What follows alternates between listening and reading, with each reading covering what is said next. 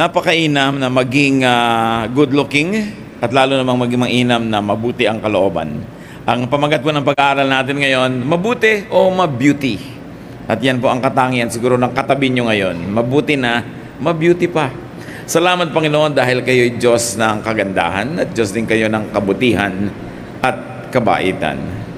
Sa sandali ito, humihingi kami Panginoon ng pagtutuwid, pagtuturo, inspirasyon, empowerment from you and from your word.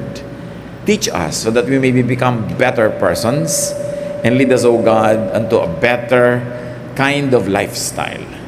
Sa sandali ito, humihingi kami ng paglilinis. Patawarin niyo po kami sa mga kasalanan namin.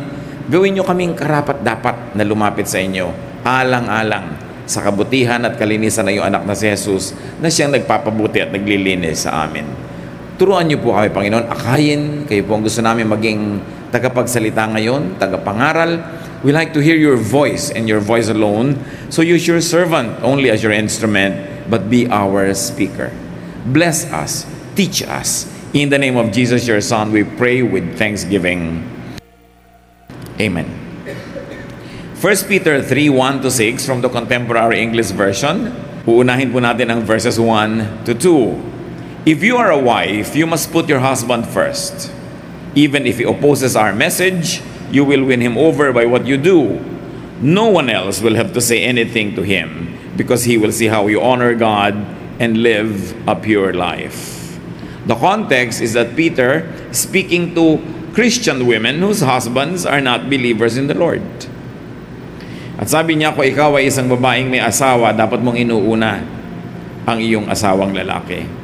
Kahit pa sinasalungat niya ang mensahe namin ng mga guro ninyo, ay madadala niyo sila sa Panginoon, hindi sa pamamagitan ng pakikipagtalo, pag-aaway, kundi sa pamamagitan ng inyong kagandahang loob.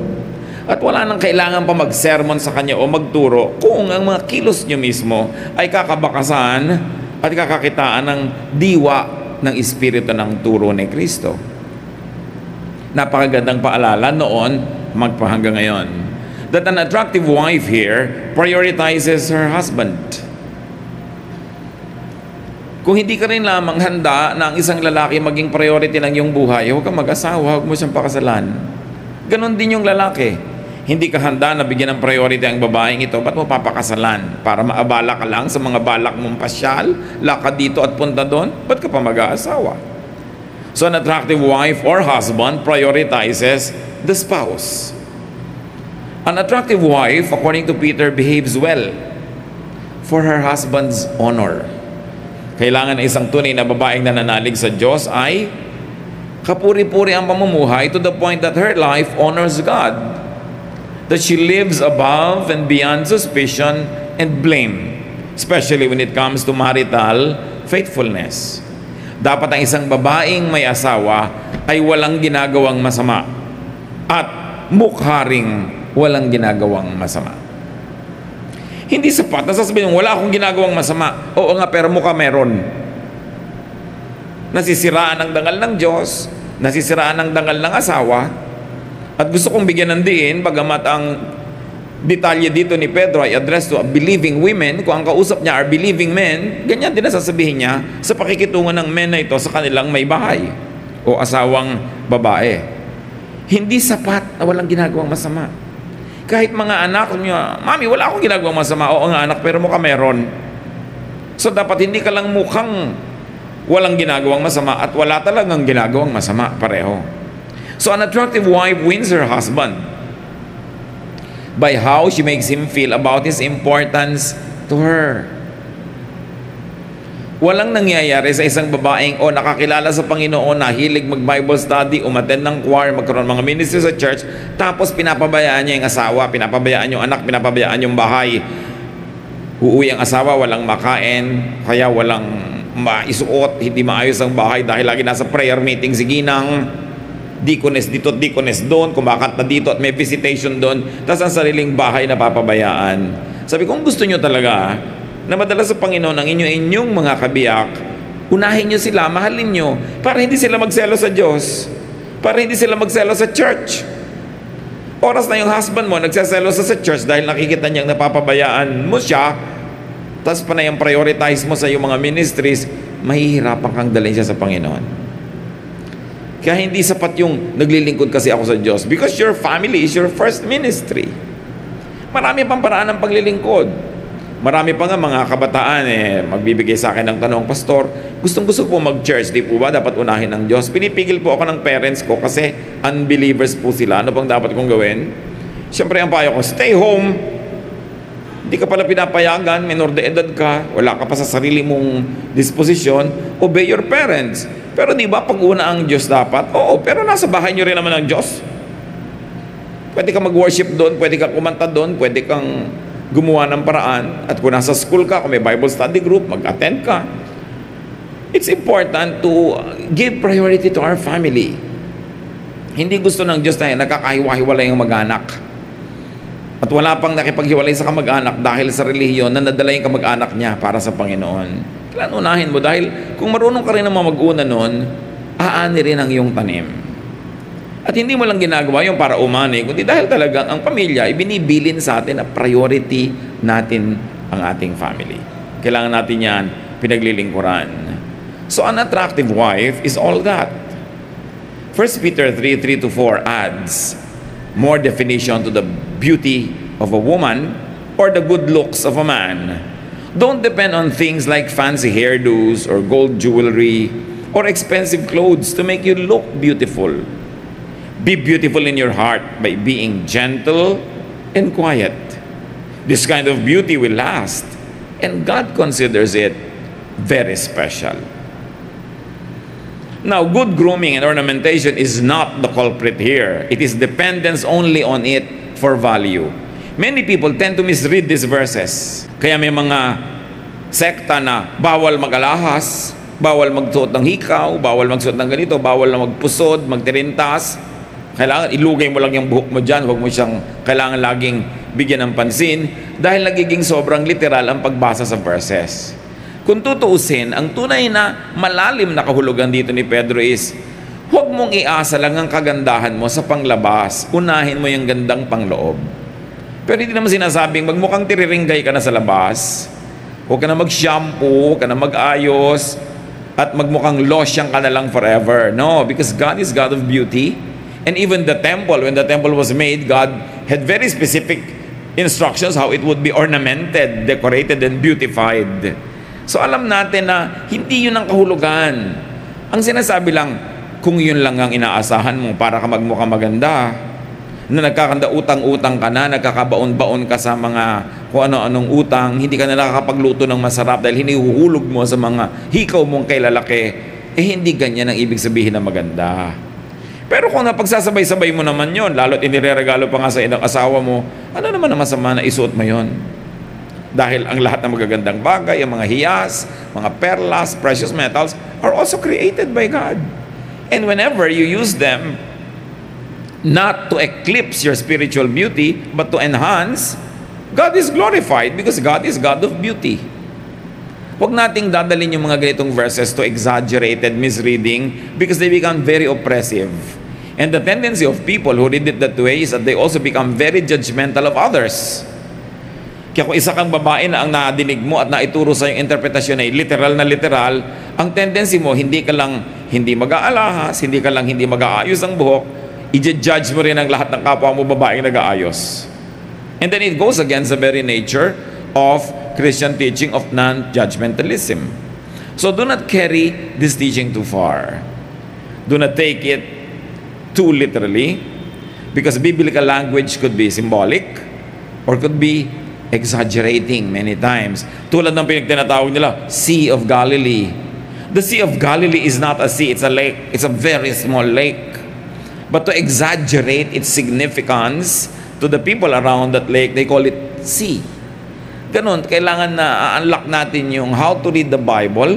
And most of the time you say, well, because it's an Eastern literature and it was written long ago, the tendency is for the language to employ exaggeration, to be dramatic. Parang sinabi mo, malungkot ba yung pelikula? Bumaha ng luha sa sinehan. Siyempre, hindi naman talaga literally bumaha. Kaya mga sabing mula ng inibigit at binugo mo ko ay luha ang aking banig, luha ang aking unan. These are all poetic language and the Bible was written that way. So huwag natin siyang babasahin at i-apply to very absurd proportions that we become enslaved, trying to follow it to the letter in a very, very oppressive way. Now going back to what Peter was saying about women, 1 Peter 3:5, long ago, those women who worshiped God and put their hope in Him made themselves beautiful by putting their husbands first. So pag nagtanungan yung mga misis, anong ginagawa mo ngayon? Nagpapaganda. Naglalaba ka, no? Kasi by putting their husbands first. Anong ginagawa mo? Nag-beautify. So, pinagluluto mo yung husband mo.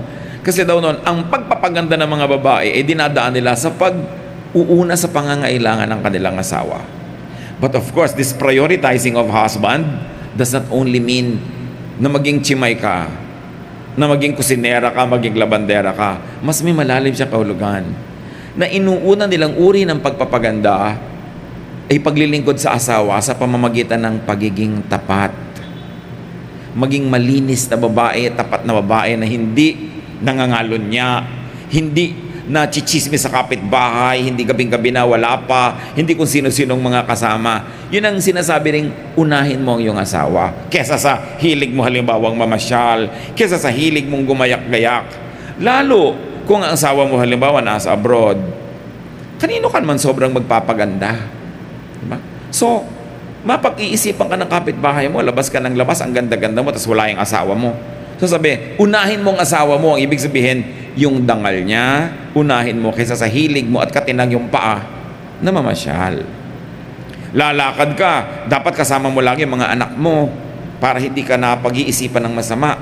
At kung hindi anak mo, kailangan hipag mo, kamag-anak ng asawa mong lalaki para wala silang masabi sa'yo dahil sila mismo yung kasama mo.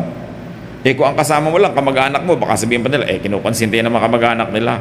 Pero in-laws mo kasama mo, biyanan mong kasama mong mamasyal, mag-spa, hindi ka magchichismis. This is what it really means to prioritize your husband, to prioritize his honor, his dignity.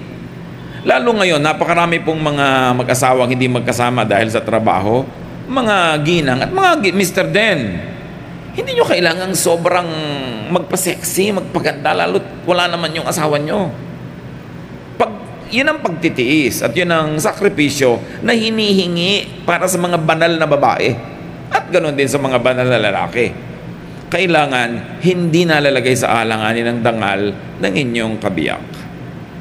But all being said, Peter was saying that women should not depend on outward decoration for beauty. Hindi sinabing don't decorate, hindi sinabing don't wear this and don't wear that, literally, kundi don't depend on it for substance because it can never compensate for a bad character. Kahit busilak sa kaputian ng iyong suot, pero kung marumi ang iyong kalooban, baliwala yun. Kaya sinasabi, unahin mo character development. O meron kang limited time para magpaganda ng kutis o magbasa ng Biblia, dapat unahin mo yung pampaganda ng iyong espiritu. Pero kung meron ka naman talaga magaling na time management, pagsasabay mo naman yan eh. Hindi naman kailangan mamili lang ng isa sa dalawa. Kailangan lang time management. Isipin nyo, lalo yung mga mahilig mag-beauty parlor, ilang oras na nasa beauty parlor ng isang tao, ilang oras ka nagbabasa ng Biblia, ilang oras ka nagko-quiet time, gaano katagal na nag-uubos ang panahon sa pagpapatuwid ng buhok na kulot at sa pagkukulot ng buhok na tuwid. Diba? Sa pagpapalight ng color ng dark hair at sa pagpapadark naman ng light. Gaano karaming oras ang nauubos sa pagpapantay ng mga kilay na hindi magkapantay-pantay. Gaano karaming oras ang nauubos kahit ng mga lalaki sa pagpapaganda ng mga katawan. Hindi yun masama. Pero ang point, dapat naman mas marami kong oras inuubos sa pagpapatalino ng utak mo, pagpapadami ng iyong alam, at pagpipigil sa sarili para yung karakter na maganda, matino, maayos, ang siyang mangibabaw. So how much of our time, our talent, our treasure do we invest in things that are purely physical and will not last? You know that beauty does not last. Yung nagkukulay ng buhok, 2 linggo pa lang lumalabas na ulit mga puti doon sa may roots. It really doesn't last. So mahalaga, karakter. Sabi, dahil sa tingin daw ng Diyos, yun ang mahalaga. And this requires no financial expense. yung character development. So don't let what is seen outside define your beauty. Pag sinabing, uy, kilala mo ba yung asawa ni ano? Alin yung mahaba ang buhok? O yung alin yung mabait? Diba? Alin yung ang laki-laki ng hikaw? O yung matulungin? Anong klaseng impression ang ginagawa natin? Kasi hindi lang tao ang nakakakita. Ang pinakamahalaga sa lahat, our audience of one, the Lord, who is pleased when the Lord sees good character at work. So be beautiful inside by being gentle at sabi, and quiet. Hindi maganda yung babae na sobrang bungangera. Malakas magsalita, malakas tumawa. Yung nakita mo na yung ngala-ngala pag tumatawa, kahit maganda yung skin niya, baduy pa rin. Sabi, gusto mo maging magandang babae ka, yung maging mayumi ka, no? Hindi yung pag nakaupo, nakabuka ka. Pag naglalakad, parang kabayo. Kung makakembot, parang karetela sa baku-bakong kalsada. Sabi, kailangan gentle, quiet. Yung nandyan siya, tapos mapapansin, ay, nandito pala siya. Hindi ang ingay-ingay niyang, tadang, eto ako. Binabaligtad kasi yun because of the showbiz orientation of today's culture. Kailangan ipinagsig-sigawan mo maganda ka. Kailangan 5 kulay ng buhok mo at mga kintab-kintab pa para katingnan. Tapos pag tinanong ka, spell no. Sabi mo, ano yun? Hindi mo pa kayang spellin pala yung no. Pero ang daming kulay ng buhok mo. So mahalag, hindi pa samang may kulay, pero dapat pagka naman kinausap ka, ay, hindi lang pala buhay niya, ang buhok niya ang makulay. Pati katalinuhan niya, maganda. Sabi, don't settle for something that is superficial. Because superficial is only for 3 seconds. What can sustain is character. Nakita nyo yung kagagandang mga artista, bakit sa kabila ng ganda, hinihiwalayan pa rin ang asawa? Kasi hindi matiis ang ugali.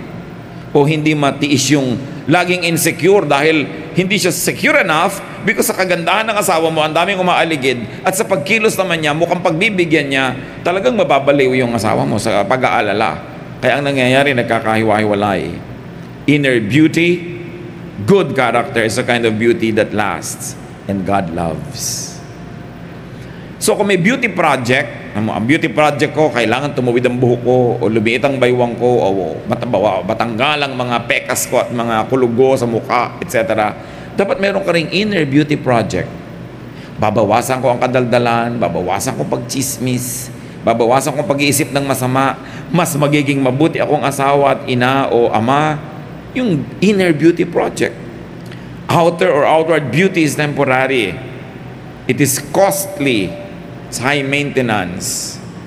Ang buhok, pag sinunod mo yung arte, hindi na lang sapat ngayon na ginugupit. Kailangan sina shampoo, kino-conditioner, may leave-on conditioner pa, may highlight pa yan. At ang buhok, pati ngayon, ay nire-relax na rin. Dahil stressed ang buhok. Nagpapaloko kayo sa mga advertising para lahat ng pera nyo mapunta doon, tapos ang ulam nyo, 3 dilis. Hati-hati kayo anak sa dilis, mahal magpa-straight ng buhok ha. Tapos pag yung ulo mo, nahihilo ka tuloy. Hindi na pinagpapapaniwalaan dapat yung mga nakikita nyo na computer-enhanced advertising. Walang ganong buhok sa totoong buhay. But it's really not just about looks, even among men. 1 Samuel 16:1-7, kala nyo babae lang yun? One day, God said, Samuel, I've rejected Saul and I refuse to let him be king any longer. Stop feeling sad about him. Put some olive oil in a small container and go visit a man named Jesse who lives in Bethlehem. I've chosen one of his sons to be my king. So sabi nitong si Lord, alam mo, sobra na ang mga kamalian niyang Saul na yan, ha? Tama na ang pagiging king. Pipili na ako ng iba. Sige, maganda ka, at huwag kang mag-inarte dyan, ha? Don't be sad for him. We've given him a lot of chances. Magdala ka ng oil, may ipapa-anoint ako sa yung bagong magiging hari ng Israel. So when I show you which one of his sons I have chosen, pour the olive oil on his head. Samuel did what the Lord told him and went to Bethlehem. When Jesse and his sons arrived, Samuel noticed Jesse's oldest son, Eliab. He has to be the one that the Lord has chosen, Samuel said to himself. But the Lord told him, Samuel, Don't think Eliab is the one just because he's tall and handsome. He isn't the one I've chosen. People judge others by what they look like, but I judge people by what is in their hearts. Nung makita nito si Samuel, ang pagkagwapo-gwapo at pagkatangkad-tangkad na si Eliab, sa niya, ito na. Hoy, tumigil ka. Nakakita ka lang na matangkad at gwapo, kala mo yun na. No, hindi siya ang napili ko. Ang tao tumitingin sa panglabas na anyo, pero ako hindi. Tumitingin ako sa puso. Now, don't get the verses wrong. Maraming matangkad na, gwapo pa, maganda pa kalooban. Bonus talaga yon. Ganon din, may mga babaeng ganon, magaganda na, mabubuti pang kalooban. Bonus. Pero sabi, kung yun lang ang pagbabasihan mo, mapapahama kayo lahat. Sapagkat maraming kagandahan ay bihirang maging tapat. Sinabi ng mga matatanda. So what is our conclusion about these readings? How do they relate to us? When you develop yourself, when you seek a partner, when you choose workers, when you appraise others, do not prioritize, do not capitalize on, and do not be proud of just physical beauty. Interviewer kayo, marami kayong i-interviewin, huwag kayong masilaw sa ganda. Mamimili kayo na magiging papa, mama. Huwag kayong magpasilaw sa ganda. Ang hanapin nyo, character. Kasi yung ganda, isang barog lang nun, pwedeng mawala. Isang pagkakadapa niya sa release ng trend, pwedeng mawala ang kagandahan niya. Ngayon, kung maganda na pero yung character nauna na, edi bonus. Pero according to many studies, pag matangkad ka't maganda, malalaki sweldo. Malaki agad ang ino-offer ng interviewer pagka maganda at matangkad, which is wrong. Kasi napakarami magagaling na tao na hindi ganun ang panggulat nila physically. No? Kaya importante, huwag kang pabubulag, lalo decision maker ka. At lalo kayong mga babae, pipili kayo ng asawa, mapapangasawa. Kung may magandang karakter talaga, magandang karakter, pareho, isang gwapo, isang hindi masyadong gwapo, pumili kayo ng, hindi nyo masabi, no? Kasi wala kayong masyadong kaagaw. Ang hirap nung may asawa kang gusto rin maging asawa ng buong barangay. Lagi ka nakikipag-compete, lagi kang insecure. No? Kasi sabi nila, sa dilim naman daw, pare-pareho na rin yun. Kaya, huwag kang masyado magpa-impress sa mga may itsura. And do not invest only on physical beauty. Huwag puro doon napunta ang pera. Gaano karami sa inyong namimili ng mga magagandang libro para basahin? Nag-i-invest at umaate ng mga seminar na may bayad.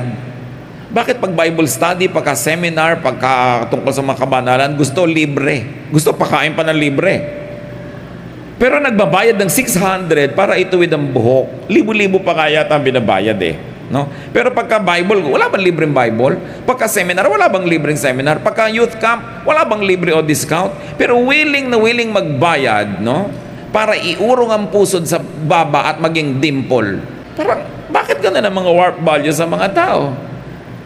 Ang mga doktor na mga nasa ER, yung mga talagang agaw buhay, walang ibayad. Kaya tuloy yung mga doktor, walang kitain dahil, syempre, agaw buhay, gagamutin mo na dahil namamatay na to, dumudugo.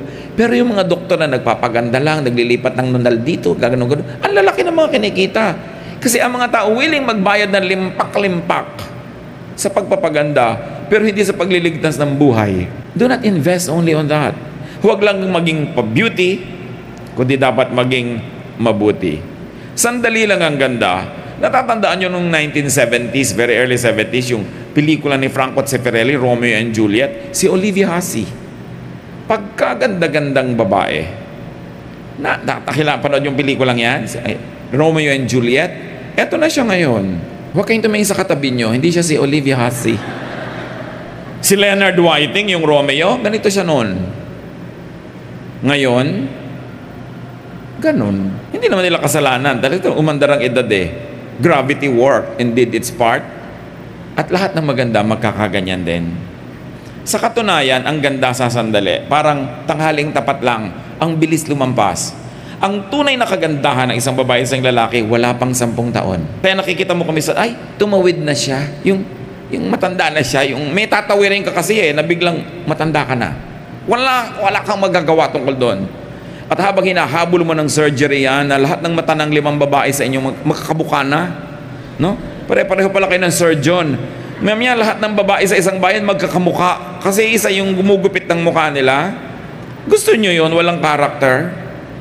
Tapos tawang-tawa ka na, sabi mo, kasi hindi ka pwedeng humalakak, baka mapilas ang mukha mo. Bakit papahirapan ang sarili? Ang ganda-ganda ng babae na umiidad na alam mong may pinagkatandaan, nagpalaki ng anak, naging mabuting babae. Tapos kiting mo yung kamay, mga puro kulubot-kulubot kasi maraming nilaban, maraming pinlansya, maraming talsik ng mantika. Sa totoo lang, yun talaga ang magandang babae.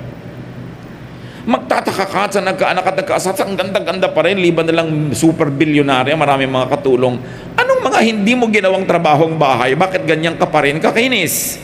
Hindi yun katangian. Maaaring isang malaging kapitasan yun na marami kasi kurong pinabayaan. Liban nila ang galing mo rin mag-maintain. Meron namang gano'n, talagang ang galing na ina, tas ang galing pa rin ang kagandahan niya. Yan ang mga tinatawag nating super bonus. Pero among ordinary mortals like us, talagang pagtatrabaho, paglilingkod, bumubukol, pumepeklat. At yun ang talagang tunay na tropeo ng kagandahan. Meron ako isang kilalang tatay, laglag na laglag ang balikat niya. Yung pala, lagi siyang may dalang mabibigat na toolbox kasi mekaniko. Tapos wala siyang sariling sasakyan, buhat-buhat niya kahit saan. Ang ganda naman mga balikat ng tatay na gano'n, yung lumaglag na sa paghahanap buhay para sa mga anak. What is your concept of beauty? A beautiful body is a body that shows how it served well. God, loved ones, country, church. Kaya may mga bayani na may mga halimbawa na tamaan ng bala, may mga peklat, hindi nila ipinapaayos. Kasi yun ang badge of their heroism. Isang patunay na meron sila naging mga paglilingkod. Di ba parang wala ka namang karakter na ang tanda-tanda mo na wala man lang mark yung mukha mo? Kasi bawat mark ng mukha is a story. Is history. So, kailangan appreciatein natin yun. Bakit kaya ang pangit ng kamay niya? Ay, hindi pala pangit ang kamay niya. Kasi mukhang kamay na nagtrabaho. Appreciate. Yung mga asawa naman kasi, pagka nahawi-hipon niya na yung mga wife niya, yung mga kamay nila magaspang, ba't bigla na binibitawan? Diba? Dapat mong lalong masahihin dahil naglalaba pala siya, namamalansya, nagluluto. Alam niyo yung maghiwa-hiwa ka lang at kung ano, no, sari-sari talaga nangyayari sa kamay mo. It's important. Huwag tayong magpadala sa standard ng sanlibutan. Huwag tayong magpauto sa advertising. Huwag nating gayahin ang mga artista na 70 years old na, mukha pang 30. It's a joke. Yung generic face, magkakamukha, it's a joke. Don't be enslaved by such warped values. Be free. Age gracefully. And the years will show in your face, in your hands, in your body, and those creases and those warts and those scars tell of a wonderful service to humanity. You are a very beautiful person. Be humble, be good, and be substantial. Kung nagkataong maganda ka pa outwardly. Pero huwag mainggit sa maganda. Magtatabla din kayo balang araw. Sa mga balang araw, magiging magkamukha din tayo. It's good to be beautiful, but what is good will soon be more beautiful. Kaya yung mga ibang mag-asawa lalong nagmamahalan kasi nakikita mo yung character. Nakikita mo yung willingness niya na magsakripisyo para sa iyo o sa iyong mga anak. Lalong kakalapit ang loob. Sino yung mga mag-asawa nagkakalayo ang loob? Yung habang lumaandar ang panahon, nakikita mo, unselfish pala nitong napang-asawa ko. Sobra pa ng makasarili ito. Wala na kaming makain, inubo sa bleaching ng tuhod niya. Diba? Yung ayaw niyang masira ang korte ng breast niya, ayaw mag-breastfeed. Para kanino ba yung breast mo? Para sa mga kanto boy? Para maganda ang masipulan habang lumalakad ka sa kalsada? Hindi ba para sa mga anak mo at asawa? Kaya naman yung isa kong kakilala, sabi niya, alam mo, ang ganda-ganda ng boobs ko ng dalaga. Ako, tingin mo parang nalaglag ngayon na nilugaw. Paano naman, ilang anak ko na ang naglambitin dyan, kasama pa ang asawa ko. Sabi nga gano'n, oh, abi talagang naglingkod na boobs ito. Hindi ba? Dapat nagawa ng monumento. Pwede, ang gandang-ganda ko, wala namang nagawang lingkod. So, wag niyong ikinakahiya kung parang nilugaw na umuho. Di ba? Ganun talaga. Ang mahalaga talagang naglingkod sa yung buong sambahayan. Pero siyempre, mainam na kung mabuti ka na, mabeauty pa. Kung nakakapag-maintain ka. Pero walang kwenta kung mabeauty lang. pero hindi mabuti. Masama kung ang pagpapabeauty ay hindi tuloy nagiging mabuti dahil naubos yung energy para doon. So pagandahin ang kaluluwa at ang espiritu. Pagandahin ang ugali kasi yun ang tinitingnan ng Diyos. Pagandahin ang pagkatao. Invest in your inner beauty. Kung nagme-maintain ka, nag-exfoliate ng balat, ng kuko ng buhok, lalong ine-exfoliate ang espiritu. Lalong mine-maintain ang kaluluwa. 1 John 2:15-16, do not love the world, nor the things in the world. If anyone loves the world, the love for the Father is not in him. For all that's in the world, the lust of the flesh, and the lust of the eyes, and the boastful pride of life, is not from the Father, but is from the world. So kung pwedeng pagsabayin, gusto kong i-divin, pagsabayin. Kung kailangan pumili ng isa, pumili ng mabuti. Always prioritize character. And always prioritize the honor of your spouse more than what you itch to do. That is what it means to prioritize our families. And that is high worship. That is pure religion. To be very good to your spouse, to your children. God loves it. Ama namin, pakasuriin niyo po kami, Panginoon, kung nadadaya kami kumisan ang sanlibutan. While we know that it is good to have good grooming, to be neat, to be presentable, teach us where it should end. Turuan mo kami, Panginoon, na magbigay ng hangganan sa pagiging sobrang makalupa at makakatawan lang. Ganon din turuan mo kami, Lord, sa pag-appreciate ng aming kapwa, na mas pahalagahan naming tingnan ang ganda ng kanilang ugali at pagkatao kaysa panglabas lang. Huwag kaming marahuyo, Panginoon, huwag kaming madaya at malasing sa nakikita ng mata. Na pati ang propetang si Samuel ay muntik ng madaya nung makakita siya ng matangkad at magandang lalaki. Akala niya yun na yung choice nyo. At kung meron sa amin mga kapatiran, Panginoon, na wala nung mga assets na yon na ipinagdiriwang ng sanlibutan, pero meron mga internal, spiritual, emotional, intellectual assets, turuan mo kami, Lord, to find value in ourselves, not to be inferior, not to be envious of others, not to compare ourselves with others, but to continue, Lord, to be thankful that you have given us spiritual, emotional, and intellectual assets. Turuan mo rin kaming pahalagahan yon sa aming kapwa. Magbulay-bulay tayo sa madali, mga kapatid, kung ano ang kahulugan ng mga paalalang ito sa ating buhay. Kung sino ang pinapahalagahan natin, yung bang better looking na anak kaysa doon sa hindi masyadong good looking by the standards of the world. How do we judge our employees, people around us? We are spiritual people. Get beyond the body and get to the spirit. God, teach us. We want to be silent before you so you can remind us where we stand. Thank you for the things we do right. Correct us for the things we do wrong. Let us spend some time in silent meditation.